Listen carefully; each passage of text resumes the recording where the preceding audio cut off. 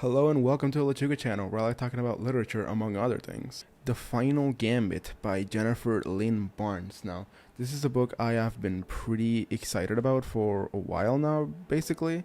I am a big fan of both the Inheritance games and the Hawthorne Legacy. Now, these two books are some of my favorites, honestly, in the YA category. I talked about the Inheritance games recently in my recommended book talk books. They're both just fantastic YA novels in the sense that they both have great characters with a very well written plot and a very cohesive narrative. I love the fact that Jennifer Lynn Barnes is able to balance both being able to have good plot with very satisfying twists and turns that constantly delivers on the story while also having great characters. I'm a big fan of Avery Kylie Graham, so I'm a big fan of Grayson and Jameson Hawthorne. The Hawthorne brothers in general I think are great characters, and I think they're extremely likable. And that's part of the reason why I think the first Inheritance game is just a great book, and I recommend it to almost everybody I meet, really, who hasn't read books. It's like, this one's very engaging, the characters are great. Now, the Hawthorne Legacy also isn't too far off on that. It also has great characters, it follows the same storylines as the first book, it slowly closes off the whole family drama thing that's going on, and I also love this one, maybe not as much as the Inheritance games, but I think it's definitely a solid book. Some of the plot twists in this one I found to be a little bit cheap in comparison to the Inheritance games.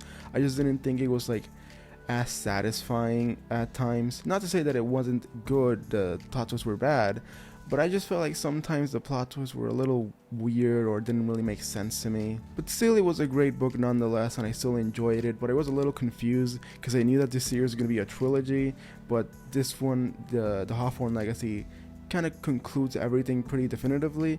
So that begs the question, how is the Final Gambit, which is supposed to be this big dramatic conclusion, going to take the series and fully close everything off? Well, the answer is it doesn't. To be completely honest, I wasn't a massive fan of the Final Gambit, even after all of the time anticipating it and after all the hype build up by the first two books. I just don't think it's a super satisfying conclusion, especially after the first two books were so great. So the book takes place approximately a year after the events of the Hawthorne Legacy. One of the main characters from the second book, Toby Hawthorne, has been kidnapped, and now Avery Kylie Graham has to find out where he is, try and find them, all while dealing with new character Eve, who is very similar to Emily Laughlin from the first book. So already one of my main issues with the Final Gambit is that the main conflict of the story just isn't anywhere near as compelling as it was in the first two books. You know, it's about this 18-year-old girl who's a nobody. She doesn't have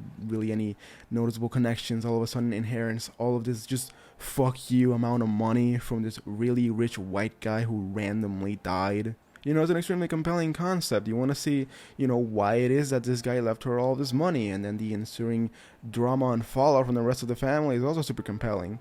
Then when that book ends pretty conclusively, when the very satisfying ending, you have the Hawthorne Legacy, which is about finding his long lost son, which is also really compelling. This book is just a generic kidnapping story with honestly not a lot to make it super interesting. The conflict both isn't super interesting, and it also heavily leans on an antagonist that you never really see until the very end of the book, and he is one of the most boring protagonists I have seen in a long time. Supposedly he has a long relationship with Tobias Hawthorne, the billionaire who left Avery all his money, but it just feels super out of place because there's a whole rivalry and kind of turf war stuff between billionaires. This isn't really a concept that's been present in the first two books, nor is it something that I think is inherently interesting. Yeah, some rich guy leaving a bunch of his money to just some random girl just to be an asshole one more time, yeah, it's awesome, sign me up. But a generic kidnapping story, a bad guy to find, and a random girl whose past we don't know, none of that is inherently interesting on its own. What makes it interesting is its connection to the first two books,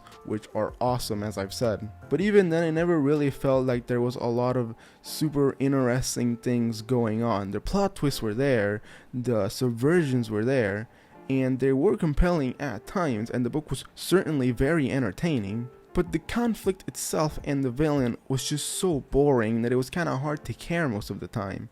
especially with regards to the actual effect on the characters, which is what really matters. The three main characters of this book, Avery Kylie Grahams, Jameson Hawthorne, and Grayson Hawthorne, don't really go through any significant change throughout it, except maybe for Grayson, who is probably the best character in this book. It just feels like the whole conflict of the story was kind of completely unnecessary most of the time, which is a huge detriment to the actual book. And moving on from that, I also felt like there were times where the book was just too complicated.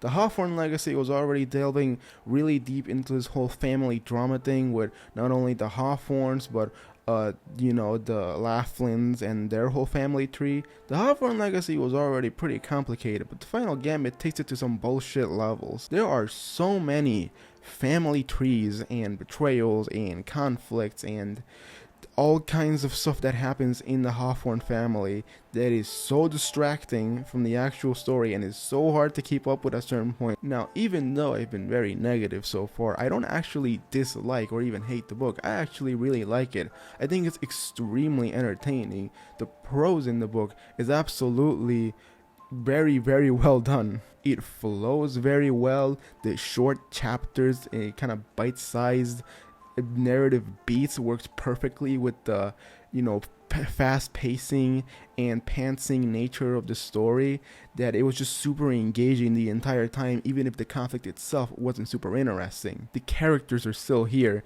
Yes, they're not as compelling as they were in the first two novels, and they don't go through as much necessary change as I'm hoping they would, but they're still awesome characters, so I definitely think this is a very good novel. I think it's well written, but its faults definitely reach a point where it's kind of hard to say it's better than the first two. In fact, I'd say it's the weakest of the three by far. Not to mention that even on the character front, it focuses a little too hard on this weird-ass romantic triangle between Avery Kylie Grahams, Jameson Hawthorne, and Grayson Hawthorne, which is just the most uninteresting part of the first two books in my opinion, but I didn't really complain because it's such a small thing. But in the Final Gambit, it's a huge thing. It's a pretty big deal, honestly. Anyway, all of these individual plot points all lead to this complete anticlimax of an ending that not only doesn't solve a lot of the issues presented, but is also just super underwhelming. I don't want to spoil too much, but at no point does it feel like the main character is Avery Kylie Grahams is actually progressing or reaching a newfound knowledge or, stuff you expect from stories. Instead, the main bad guy is just twirling his mustache the whole time and being a bad guy. In all honesty, I feel like if the conflict of the book was its own separate duology or trilogy separate from the first two, maybe it wouldn't have been that bad. It could have been really good, because the way it ended, it doesn't feel like an ending. It feels like there could easily be another whole book continuing the storylines from this one. But no, this is the conclusion of the Inheritance Games trilogy, and from that perspective, it's very disappointing. Now, with that in mind, do I recommend The Final Gambit? Well, actually, yes. Because here's the thing, I am a huge fan of the first two books, and I definitely think they're ones you should read, and they're super compelling.